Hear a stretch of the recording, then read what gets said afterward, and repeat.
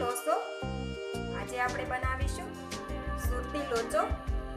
તેને બનાવવો ખૂબ જ ઈઝી અને ખાવામાં ખૂબ જ ટેસ્ટી છે।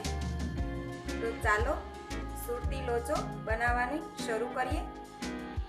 તો અહીંયા ચણાની દાળ લીધેલી છે 1 કપ, 1 ચમચી અડદ દાળ અને 3 થી 4 મરચાં। આ બંને દાળને 5 કલાક માટે પલાળીને રાખેલી છે।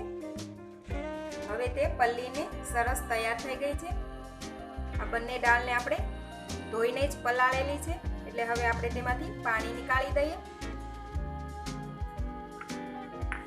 હવે એક મિક્સર જાર લીધેલું છે, તેમાં આપણે પહેલા મરચાંના ટુકડા એડ કરી દઈએ, ચણાની દાળ પણ એડ કરી દઈએ,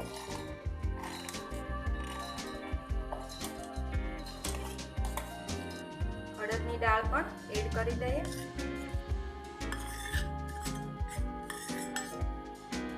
હવે તેને આપણે અધકચરું પહેલા પીસીને તૈયાર કરી લઈએ।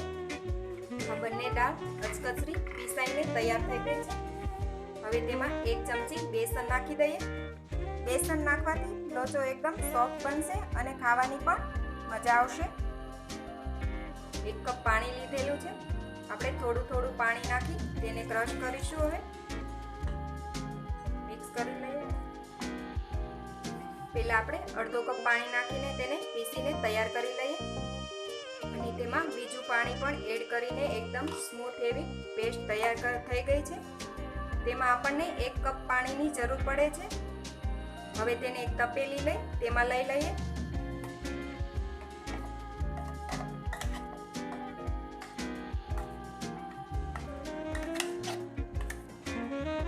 હવે તમે જોઈ શકશો કે આપણે આ રીતનું જ ખીરું તૈયાર કરવાનું છે અને એકદમ સરસ સ્મૂથ પેસ્ટ હોવી જોઈએ। હવે આપણું ખીરું બનીને તૈયાર થઈ ગયું છે। હવે તેમાં આપણે મસાલા કરીશું। અડધી ચમચી હળદર,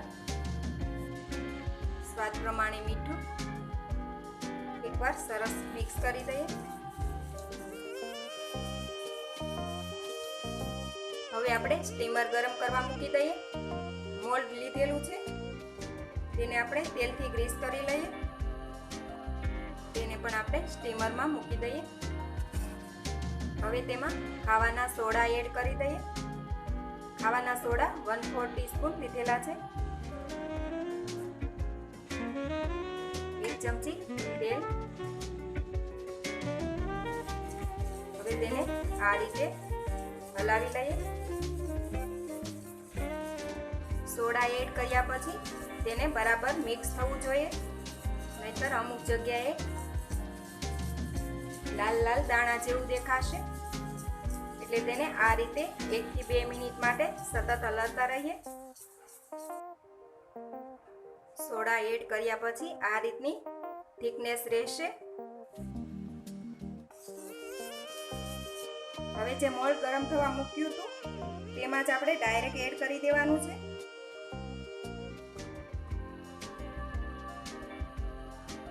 હવે આની ઉપર લાલ મરચું સ્પ્રિંકલ કરી દઈએ।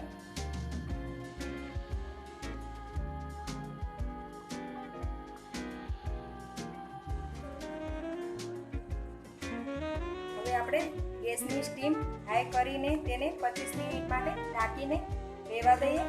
ત્યાં સુધીમાં જો તમે હજી સુધી અમારી ચેનલ સબસ્ક્રાઇબ નથી કરી તો પ્લીઝ અહીંયા ક્લિક કરો એટલે સબસ્ક્રાઇબ થઈ જશે અને બેલ આઇકન પર ક્લિક કરશો એટલે તમને અમારા નવા વિડીયો મળતા રહે। અને વિડીયો પસંદ આવે તો પ્લીઝ લાઇક પણ કરો અને તમારા ગ્રુપમાં શેર પણ કરવાનું ભૂલતા નહીં। આપણે લોચાનો મસાલો બનાવીને તૈયાર કરી લઈએ। તો તેના માટે 1/4 ટીસ્પૂન લાલ મરચું, 1/4 ટીસ્પૂન ચાટ મસાલો, 1/4 ટીસ્પૂન ચંચળ પાવડર, 1/4 ટીસ્પૂન મરી પાવડર, 1/4 ટીસ્પૂન જીરું પાવડર। આ જીરું શેકીને તેનો પાવડર બનાવેલો છે અને ચપટી જેટલું મીઠું। તો આપણે તેને બધું મિક્સ કરી મસાલો બનાવી લઈએ।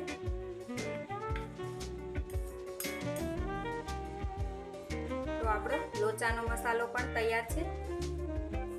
હવે 25 મિનિટ પછી આપણો લોચો પણ સ્ટીમ થઈને તૈયાર થઈ ગયો છે।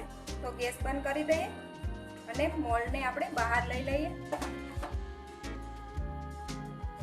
હવે આપણો લોચો તૈયાર છે, તો તેને એક પ્લેટમાં લઈ લઈએ.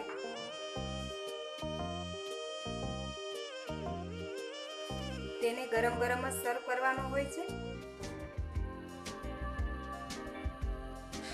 હવે તેના ઉપર જે આપણે લોચાનો મસાલો બનાવ્યો હતો તે સ્પ્રિંકલ કરીશું. થોડો ગરમ મસાલો. હવે તેના ઉપર બટર એડ કરીશું.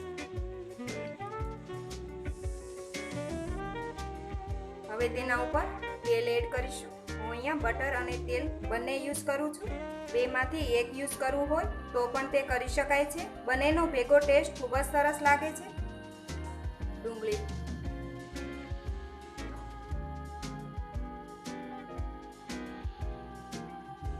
નાયલોન સેવ,